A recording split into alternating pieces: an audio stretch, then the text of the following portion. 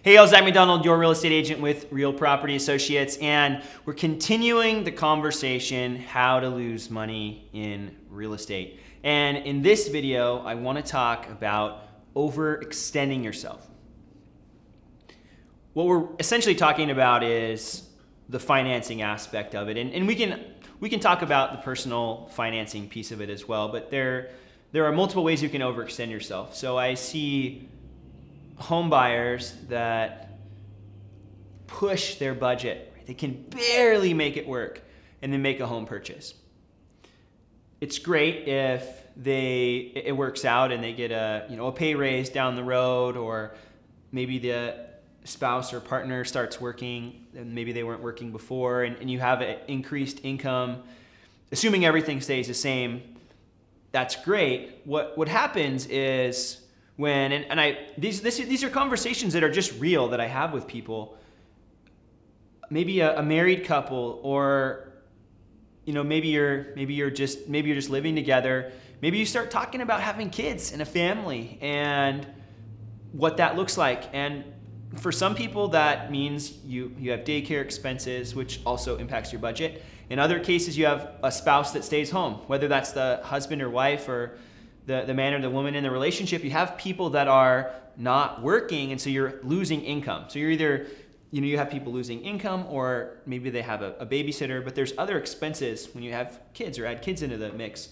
And so one of those real conversations people have are, okay, well, let's make sure we can qualify off at least one of these incomes, whichever income's planning to be around, because if you get in a spot where now you don't have enough income to support the purchase, the mortgage, if you don't have enough income to support the mortgage, now you're in a tough situation. And we were talking about selling too soon in one of the other videos.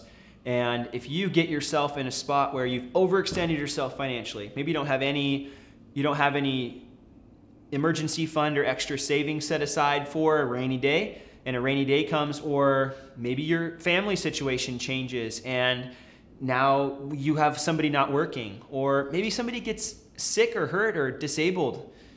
God forbid, those are terrible things, but maybe you only have one income to live off of, and now you need to make this mortgage payment, and maybe you can't. And so then you're getting yourself in a situation where you need to sell, and when you need to sell, that's not really the position you want to be in, specifically if you're in an area or in a market that has depressed home values, because if you bought at a higher price and you sell for a lower price, you're losing money in real estate. So that's one of the situations that I see that's problematic, and sadly it does happen to people. It does happen to people. I see it a lot. Now, I try to have these conversations with clients up front, so it's not my clients necessarily having these issues, but I don't pretend to think that I'm not going to get a call here one of these days that says, hey, Zach, we need to sell. And it's going to be a less than pleasant conversation about the reality of that. The other aspect, if you get overextended, you can get overextended with your financing. So some people do home equity lines of credit, and they borrow money on their house and then put that money elsewhere. And then they have two loans on their house instead of one loan. I've seen this in my own family, where people have gotten overextended financially, where they borrowed more money than what the house was worth at the time, and then they needed to sell the house and do a short sale essentially, but they had to sell the house for less than it was worth. And now they've got multiple creditors that want that money, and it's a mess. And that same situation could happen. Maybe you are a real estate investor, and it's a pretty common thing to do where you borrow equity and you kind of transfer it to the next property, and you take money out of one house to buy the next one, to then buy the next one.